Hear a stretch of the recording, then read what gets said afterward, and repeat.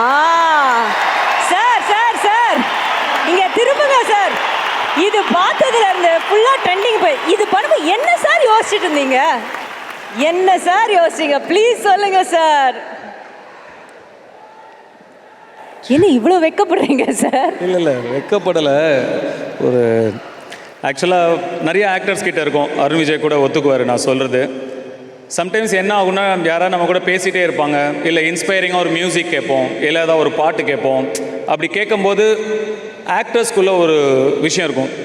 நம்ம அதை பெர்ஃபார்ம் பண்ணி பார்க்க ஆரம்பிப்போம் நமக்கே தெரியாமல். சத்யராஜ் சார், பார்த்திபன் சார், உங்கள் ஆராய்ச்சிகன் சார், உங்களுக்கு எல்லாருக்குமே தெரியும். நமக்கே தெரியாது, சடனாக நம்ம கான்ஷியஸாக அதை பண்ண மாட்டோம், நமக்கே தெரியாமல் ஆகிடும். அன்றைக்கி கொஞ்சம் குழந்தைகள் வந்து அந்த ராயன் சாங் ரொம்ப அழகாக பாடிட்டு இருந்தாங்க.